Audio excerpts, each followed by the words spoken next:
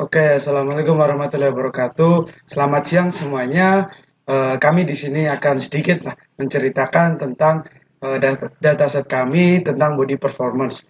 Untuk yang akan kami berikan ataupun yang akan kami sampaikan yang pertama adalah bisnis problem ya dari dataset kami yaitu body performance. Kemudian kami akan melakukan data profiling dan selanjutnya ada data processing dan terakhir nanti ada data visualisasi. Oke, baik sebelum kita masuk ke pembahasannya, kita perkenalkan diri terlebih dahulu ya. Perkenalkan nama saya Zulwan Ahmadi, nomor absen 26 atau NIM 3341911.26. Kemudian teman saya. Nama saya Agung Wileksono, absensi 01 dengan NIM 334111101. Oke, baik kita langsung masuk ya. Untuk yang pertama, business problem. Mungkin dijelaskan oleh teman saya.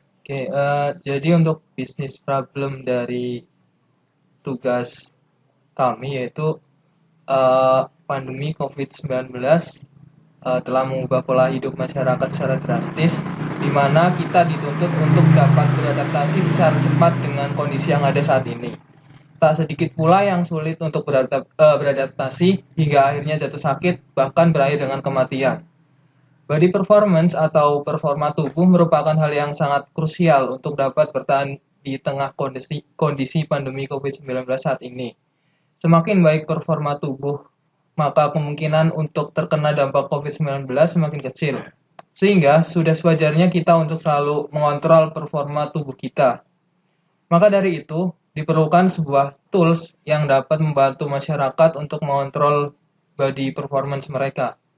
Dari permasalahan di atas, kelompok kami mencoba untuk menganalisis data yang akan digunakan untuk membantu masyarakat mengontrol performa tubuh mereka. Di sini kami memanfaatkan dataset body performance yang diambil dari Kaggle untuk mengerjakan proyek ini. Kemudian untuk data profiling mungkin akan dijelaskan oleh Zulfan Ahmad. Oke, baik untuk data profiling sendiri ya. Pertama yang harus kita lakukan, kita harus memilih metode apa yang kita gunakan dalam melakukan data profiling. Nah, di sini kami menggunakan tools yang namanya Pandas ya. Jadi kita nanti tinggal memanfaatkan fitur Pandas tersebut. Nah, untuk langkah awal yang digunakan, kita harus menginstal Pandas terlebih dahulu ya. Karena kebetulan di sini kita menggunakan Google Colab, jadi kita melakukan instalasi menggunakan internet ya. Nah, nanti teman-teman langsung bisa di start saja ya. Kalau sudah, kita langsung masuk ke langkah yang kedua ya, yaitu untuk mengimpor library-nya, dimulai dari NumPy, Pandas, kemudian untuk Pandas profiling itu sendiri. Nah, setelah kita menginstal dan menginputkan library, kita langsung memasukkan dataset ataupun membaca dataset kita. Nah, caranya itu teman-teman bisa klik menu file yang ada di sini ya. Kemudian nanti di sini masih loading, teman-teman bisa upload ke penyimpanan sesi. Nah, teman-teman nanti bisa milih data teman-teman ditaruh di mana. Oke, saya buka terlebih dahulu. Nah, untuk datasetnya ini sendiri body performance ya. Oke, oke di sini masih loading ya.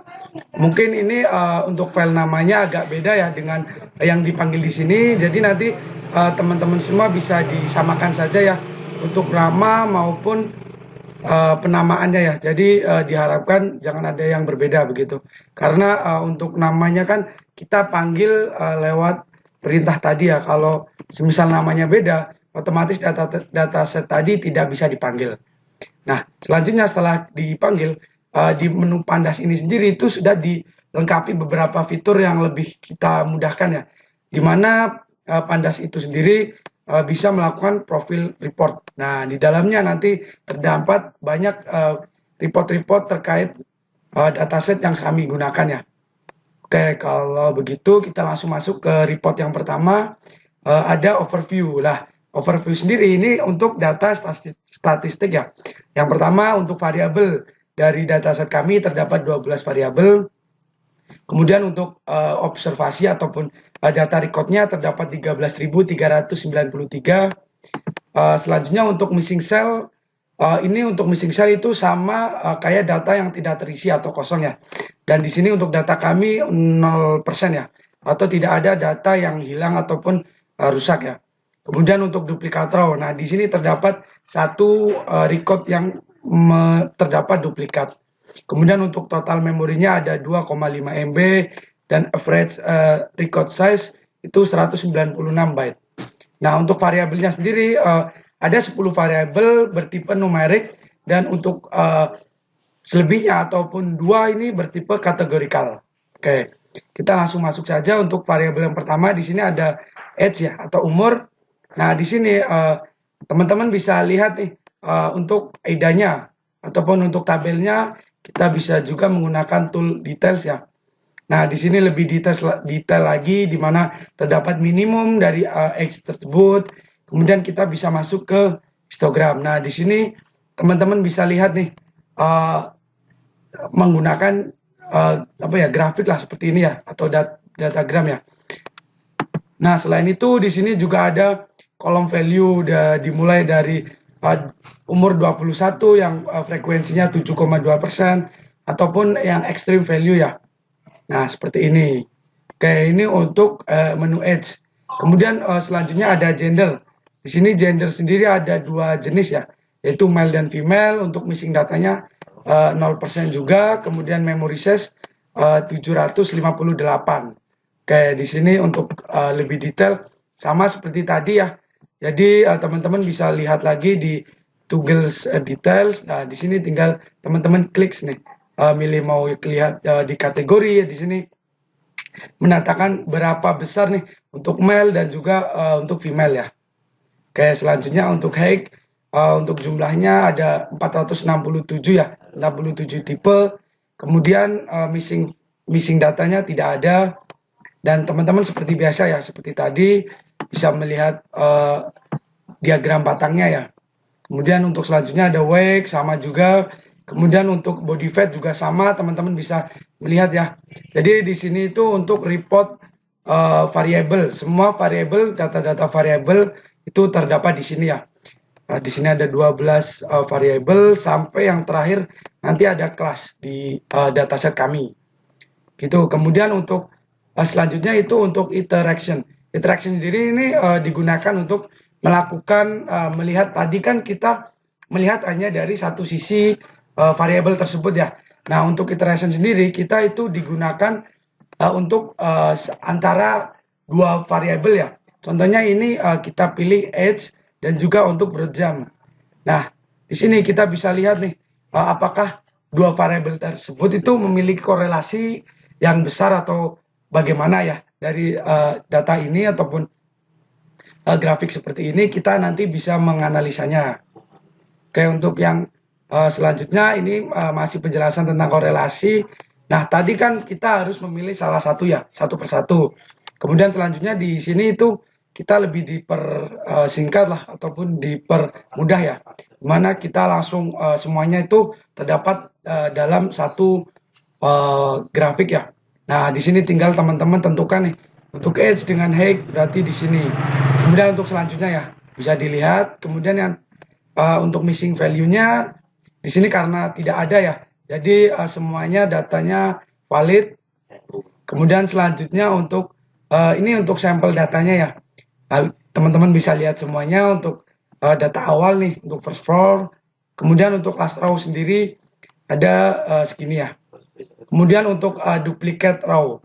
Nah, untuk duplicate row ini termasuk sedikit lah sebelum masuk kita harus memproses data itu setidaknya itu data tersebut tidak ada duplicate row-nya gitu. Jadi mungkin ini sebagai masalah di data profiling kita. Oke. Selanjutnya setelah kita melakukan data profiling, kita masuk ke data processing. Nah, di sini kita hapus dulu untuk duplicate tadi ya. Jadi kita langsung ketikkan perintah tersebut. Perintah seperti ini ya untuk df, drop, kemudian duplicate. Nah, di sini dataset sudah langsung berkurang ya. Langsung berkurang satu yaitu 13.392.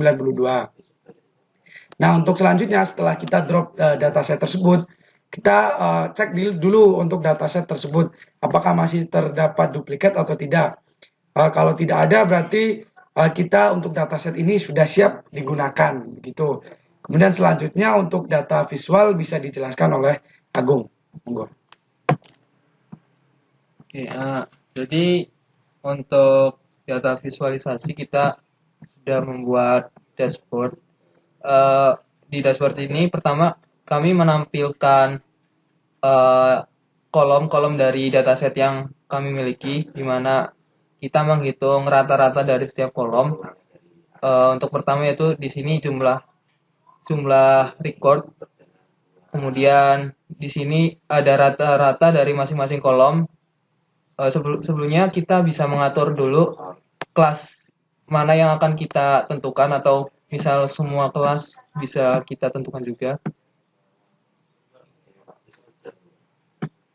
Jadi di sini untuk rata-rata dari kolom age di dataset kita yaitu 36,78, kemudian kolom body fat 23,24, kemudian kolom weight 67,45 kg, kemudian kolom height 168,56 cm, kemudian kolom systolic 130,23, kemudian kolom grip force dengan rata-rata 36,96, kemudian kolom sit ups counts dengan rata-rata 39,77, kemudian kolom broad jump 190,13 cm, kolom diastolik 78,8, dan kolom sit and bend forward dengan rata-rata 15,21.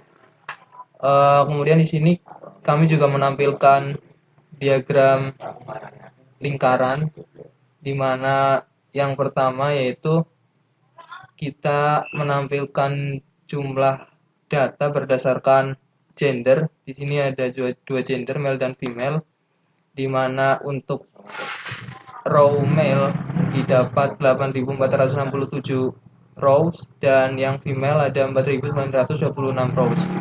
Kemudian yang grafik kedua ini kita mengklasifikasikan berdasarkan kelas.